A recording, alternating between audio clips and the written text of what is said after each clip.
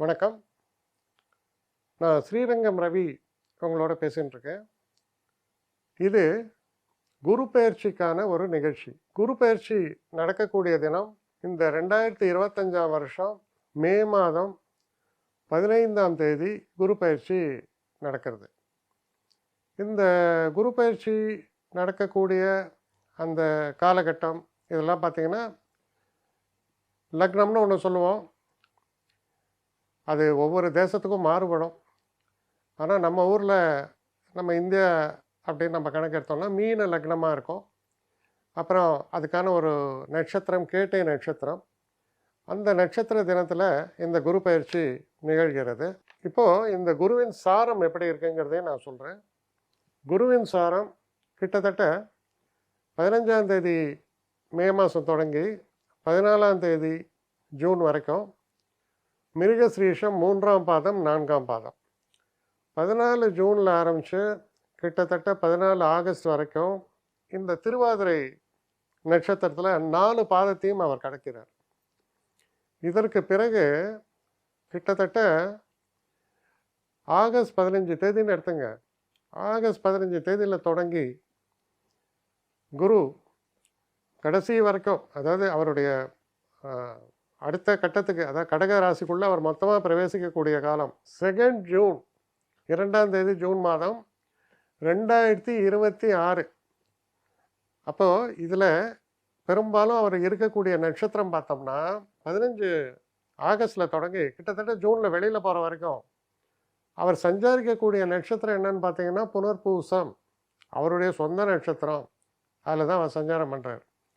நடுவில் என்ன ஆகுதுன்னா கடகராசிக்குள்ளே, அதாவது 4ஆம் பாதம் புனர்பூசம் கடகராசியில் இருப்பதால் கடகராசிக்குள்ளே அவர் பிரவேசம் பண்ணுறது 19ஆம் தேதி அக்டோபர்லேருந்து 5ஆம் தேதி டிசம்பர் வரைக்கும் அவர் இருப்பது கடகராசி.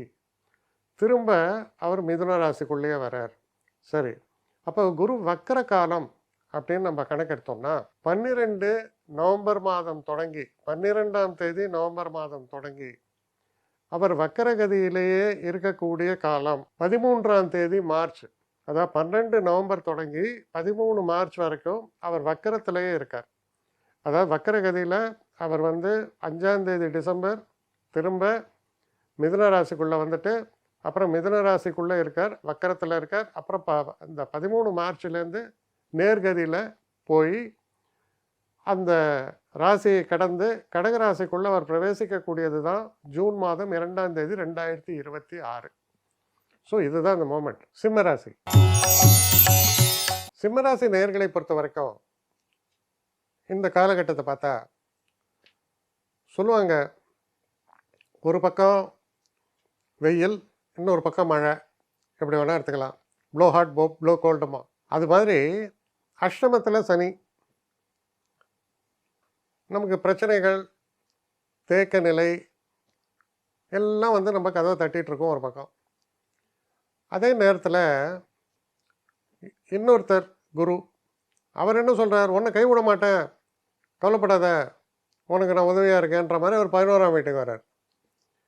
11 குரு மிக சிறப்பு. 8 சனியும் சிறப்பு தான், ஆனால் தொல்லை தருவதில் சிறப்பு. 11ஆம் இடத்தில் இருக்கக்கூடிய குரு ஒரு பக்கம் பிரச்சனைகள் இருந்தாலும் அந்த பிரச்சனைகளை சரி செய்வதற்கான ஒரு பலனை குரு தருகிறார். இப்படி எடுத்துக்கலாம் நீங்கள். இந்த குரு பயிற்சியானது 15 மே, கிட்டத்தட்ட ஒரு மாதம் அவர் மிருகஸ்ரீஷ நட்சத்திரத்தில் இருக்கார். அது செவ்வாயினுடைய நட்சத்திரம். அப்போ செவ்வாய் யார்? பாக்யாதிபதி, 4ஆம் வீட்டுக்கு உடையவர். அப்போது அது உங்களுக்கு ஓரளவுக்கு சாதகமான பலன்கள், உள்ளவர் வந்தோடனே சாதகமான பலன்கள். பிறகு திருவாதிரை நட்சத்திரத்தில் 2 மாதம். அப்போ ராகு எங்கே இருக்கார்? 7ஆம் வீட்டில் இருக்கார். நல்ல திருப்பு முனைகள் லைஃப்பில் நடக்கும். இதெல்லாம் உங்களுக்கு நல்ல என்கரேஜ்மெண்ட்டாக இருக்கும். இது எப்படின்னா, சில நேரங்களில் நமக்கு சில பிரச்சனைகள் பெருசாக கிளம்புறது நமக்கு அப்படின்னு நம்ம நினைக்கிற நேரத்தில் அந்த பிரச்சனைகள் தீர்வதற்கான ஒரு வழியை காமிக்கிற மாதிரி இருக்குது இந்த 11ஆம் வீட்டில் போகக்கூடிய குரு. 2வது விஷயம், இந்த குரு பார்க்கக்கூடிய இடம் 3ஆம் வீடு. 3னா உங்கள் முயற்சி ஸ்தானம், வீரிய ஸ்தானம், கம்யூனிகேஷன்ஸ். அப்போ 3ஆம் இடத்தை பார்க்கும்போது என்னாகும், நம்ம மனசில் உள்ள குழப்பங்கள் நீங்கி கிளாரிட்டி ஏற்படும். கிளாரிட்டி வரும்போது நம்ம எந்த மாதிரியான முயற்சிகளை செய்ய வேண்டும், எப்படிப்பட்ட முடிவுகளை எடுக்க வேண்டும் அப்படிங்கிற ஒரு அனலிட்டிக்கல் ஸ்கில்ஸ் அது உங்களுக்கு ஹெல்ப்ஃபுல்லாக இருக்கும். ஸோ ஒரு மாதிரி உட்காந்து நிதானமாக யோசிச்சா சொல்லுவான், 3 ரோடு பிரியுது, எந்த ரோட்லடா போகிறது, எந்த ரோடு அப்படிங்கிறது உங்களுக்கு புலப்படும். அதுதான் சொல்ல வரேன் 3ஆம் இடத்தை பார்க்கும்போது. அடுத்து குரு பார்ப்பது 5ஆம் வீடு. 5ன்னா புத்தி, பூர்வ புண்ணியஸ்தானம், ஆண்களுக்கு புத்திரஸ்தானம். அப்போ அதனால் நன்மைகள் ஏற்படுது. அதான் புத்திர பிராப்தி அப்படிங்கிறாங்க, அது ஏற்படும். சரி, எப்படியா புத்திர பிராப்தி ஏற்படும்? அவர் பார்க்கக்கூடிய இன்னொரு வீடு என்ன? 7ஆம் வீடு, திருமண பிராப்தி. திருமணம் நடக்கும், புத்திரன் பிறக்கக்கூடியதுக்கான வாய்ப்புகள் அதை எதிர்பார்க்கிறவங்களுக்கு நடக்கும். இதெல்லாம் வாழ்க்கையில் வரக்கூடிய சில வசந்தங்கள். சாதாரணமாக அஷ்டமத்தில் சனி இருந்தால் கல்யாணம் நடக்காது. ஆனால் குரு பார்ப்பதால் அது நடக்கிறதுக்கான வாய்ப்புகள். இப்படியெல்லாம் குருவுடைய தன்மை ஆஃப்செட் பண்ணுறது சில பிரச்சனைகளை. ஆனால் ஃபினான்ஷியல் மேட்டர்ஸ்னு எடுத்திங்கன்னா குருவை பொறுத்த வரைக்கும் ரொட்டீன் ஃப்ளோ ஆஃப் ஃபினான்ஸ் அப்படிங்கிறதுல பிரச்சனைகள் நிச்சயமாக இருக்குது. என்ன காரணம்? 11 தான் இருக்கார் குரு. 2ஆம் வீடு 11ஆம் வீடு என்பது பெரும்பாலும் தன விருத்தி. ஆனால் குரு பார்க்கும் இடம், உட்காரும் இடத்தை விட பார்க்கும் இடம் முக்கியம். அப்போ 11ஆம் வீட்டில் குரு இருக்கார் அப்படின்னு சொன்னால் ஃபினான்ஷியல் ஃப்ளோ அப்படிங்கிறதுல குறைகள் ஏற்படலாம். இன்னொரு விஷயம் என்ன? 10ஆம் வீடு தொழில் ஸ்தானம். அப்போ தொழில் இதில் சனியினுடைய பார்வையால் வரக்கூடிய குறைகள் நிவர்த்திக்கப்படுகிறதா என்றால் அதுக்கு நிவாரணம் தெரியல.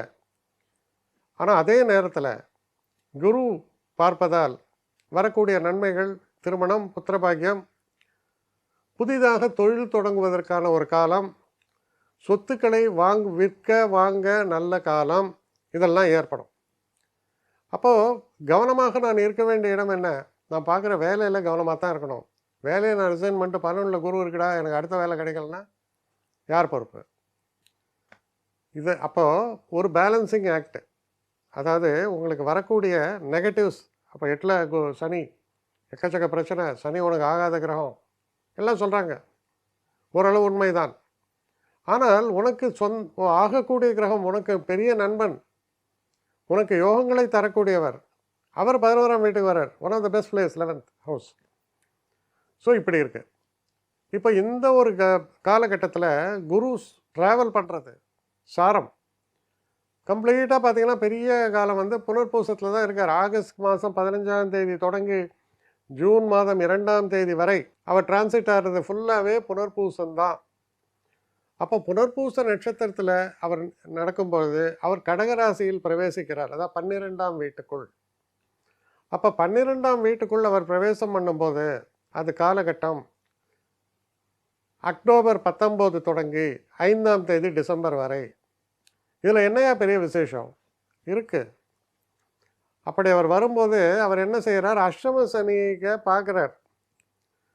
அப்போது என்ன ஒரு ஈக்குவேஷன்னா, சனியினுடைய கெடுபலன்கள் பெரிய அளவுக்கு குறையும். ஏன்னா குருவால் சனி பார்க்கப்படுகிறார். அப்போது உங்களுக்கு சில பிரச்சனைகள், தீராத பிரச்சனைகள், அப்போ வேலையில் எனக்கு பிரச்சனை, பணத்தில் பிரச்சனை, செலவுகள் அதிகமாக இருக்குது, கடன் அதிகமாக இருக்குது, அந்த பிரச்சனைகள் குறையும். அந்த பிரச்சனைகளுக்கு ஒரு தீர்வு ஏற்படும். எப்போ? நவம்பர் டிசம்பர்னு எடுத்துங்க, ஏற்படும். அது ப்ளஸ் பாயிண்ட். அதே போல் நவம்பர் மாதம் 11ஆம் தேதி தொடங்கி கிட்டத்தட்ட மார்ச் 11ஆம் தேதி வரையில் வக்கரகதியில் இருக்கிறார். அப்போ வக்கரகதியில் அவர் இருக்கக்கூடிய காலம் என்ன? கொஞ்ச நேரம் 12ல் இருக்கார், அப்புறம் 11க்கு போய் அங்கேயும் வக்கரகதியில் இருக்கார். குறிப்பாக 11ல் வக்கரகதியில் எப்போ போகிறார்? 5 டிசம்பர்லேருந்து 11 மார்ச் வரைக்கும். இப்போ அவர் வக்கரகதியில் இருக்கக்கூடியது எங்கே? 11ஆம் வீடு. 11ஆம் வீட்டில் அவர் வக்கரகதியில் இருக்கும்போது சொத்துக்களால் நமக்கு நன்மைகள். அப்போது என்னுடைய தாத்தா சொத்து, அப்பா சொத்து, பிதராஜ சொத்து, பாக பிரிவினை, இந்த மாதிரி விஷயங்கள்லாம் இருக்கும்போது அதில் எனக்கு கண்டிப்பாக வந்து சேரக்கூடிய காலம் அது. ஜனவரி, பிப்ரவரி, மார்ச்சுக்குள்ளே வந்தே சேரும், கவலையே வேண்டாம். அதே நேரத்தில் சில ஃபினான்ஷியல் பிரச்சனைகள் தீரக்கூடிய காலமாகவும் அது அமையும். அது எப்படி அமையிறது? ஒன்றை இழந்தேன், ஒன்றை பெற்றேன். அப்படி சில பேர் பார்த்தீங்கன்னா, இழப்பேன்னு ஒன்று இதில் என்னையா இருக்குன்னு கேட்கலாம் நீங்கள். சில பேர் பாருங்க, ப்ராக்டிக்கலாக பார்த்துருப்பீங்க. எப்போ தாத்தா காலத்து சொத்து, ஓட்டு வீடு, அந்த வீட்லேயும் குப்பை கொட்டிகிட்டு இருப்பார் இவர். இவர் கையில் பாக்கெட்டு காசு இருக்குது, ஒரு சில்லறை தான் இருக்கும், பஸ்ஸில் போயின்னு இருப்பார். திடீர்னு எவனோ வரான், ஜாயிண்ட் வெஞ்சர்னு போடுறேன், ஐயா உங்கள் கையில் ஒரு 10 கோடி தரேன், 2 ஃப்ளாட் தரேன். முதல்ல கொஞ்சம் யோசிப்பார், தாத்தா சொத்துன்னு. அப்புறம் எல்லாம் திட்டுவாங்க, ஏன் பஸ்ஸில் போயின்னு இருக்க, ஒழுங்காக சாப்பிட கூட முடியல, இதை வச்சுட்டு ஏன் பண்ணுவேன், லைஃப் அனுபவம் இல்லையா, அப்போ கொடுக்குற காசு இல்லையான்னு கேட்பாங்க. அப்போ தான் இவருக்கும் கொஞ்சம் உரைக்கும், சரி இது நமக்கு ஒரு நல்ல வழி. திடீர்னு பார்த்தா ஒரு பெஸ்ட்டு கார், ஒரு பேங்க் பேலன்ஸ், அது பாட்டுக்கு வட்டி வருது. திடீர்னு அவருடைய ஸ்டேட்டஸ் சூப்பரும் இங்கே மேலே போடும், எங்கே போனாலும் ஐயோ ஃப்ளைட்டு கீழே நான் எதுலையும் போகிறதில்ல, 5 ஸ்டார் ஹோட்டல் கீழே நான் தங்குறது இல்லாமல்.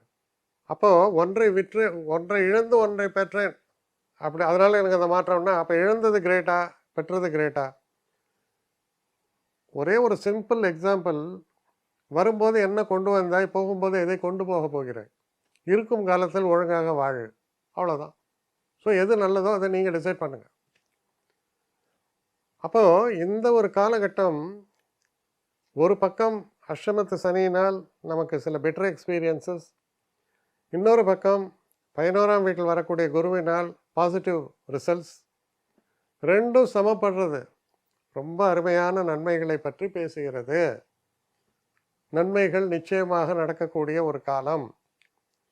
அப்போது முக்கியமான ஒரு விஷயம் என்னென்னா, உங்கள் அப்ரோச்சை கொஞ்சம் மாற்றிக்கணும்.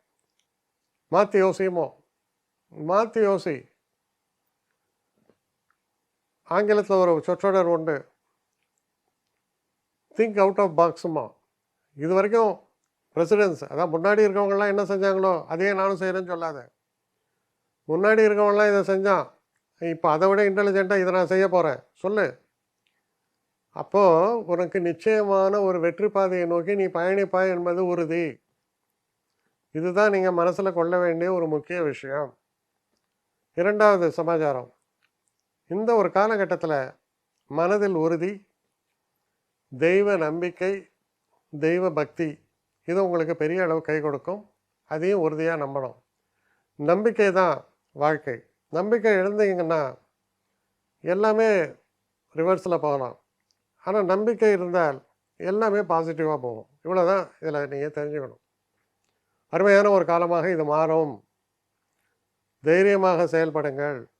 ஏன்னா ஒரு பக்கம் உங்களுக்கு ஆப்பர்ச்சுனிட்டி இருக்குது. நம்ம இந்த ஆப்பர்ச்சுனிட்டியே பார்க்காம நமக்கு வரக்கூடிய நெகட்டிவ்ஸே பார்த்துருந்தீங்கன்னா அதுதான் ப்ராமினென்ட் ஆகிடும். ஆப்பர்ச்சுனிட்டியை பாருங்கள், நெகட்டிவ்ஸ்லேருந்து ஓவர் கம் ஆக முடியும். இதை தயவு செஞ்சு புரிஞ்சுங்க.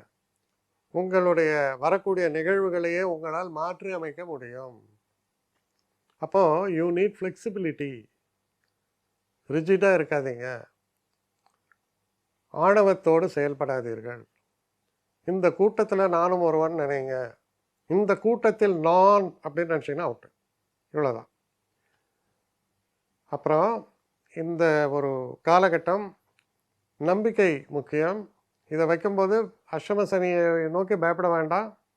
ஏன்னா ஒரு பக்கம் கொஞ்சம் நெகட்டிவ் பலன்னா இன்னொரு பக்கம் நிறைய பாசிட்டிவ் பலனும் இருக்குது. அதுதான் சொல்கிறேன், ரெண்டும் பேலன்ஸ் ஆகும். பாசிட்டிவை கை கொண்டு பெரிய முன்னேற்றத்தை அச்சீவ் பண்ணுறதுக்கான வாய்ப்புகள் உண்டு. என்னை காண்டாக்ட் பண்ணணும்னு நிறைய பேர் நினைக்கிறீங்க. தயவு செஞ்சு என்னை காண்டாக்ட் பண்ணுறதுக்கு ஒரு மெயில் அனுப்புங்க, srirangamravi1@gmail.com. இது ஸ்க்ரீனில் பார்க்கலாம், இது அப்பியர் ஆகும். இந்த மெயிலுக்கு எனக்கு அனுப்புங்க. எனக்கு நிறைய பேர் அனுப்புகிறீங்க, நான் ஒருத்தன் தான் அதை பார்க்குறேன், செய்கிறேன். ஏன்னா இது வேகமாக செய்யலாம் முடியாது. ஒரு நாளைக்கு ஒரு 3 பேர் பார்ப்போம், 4 பேர் பார்க்குறோம். அதனால் கொஞ்சம் டிலே ஆகுது. கட்டண சேவை தான். இந்த கட்டணத்தை செலுத்திய பின்பும் கிட்டத்தட்ட ஒரு 5-6 நாள் ஆகும். சில பேர் நினைக்கலாம் கட்டணத்தை செலுத்தின உடனே அடுத்த நாளே பார்க்கணுன்ட்டு. அப்படி என்னால் முடியல. கொஞ்சம் பொறுமையும் நிதானமும் தேவையும் இருப்பவர்கள் நிச்சயமாக காண்டாக்ட் பண்ணுங்கள். என்னுடைய பெஸ்ட்டு சர்வீஸு உங்களுக்கு கண்டிப்பாக உண்டு. வணக்கம்.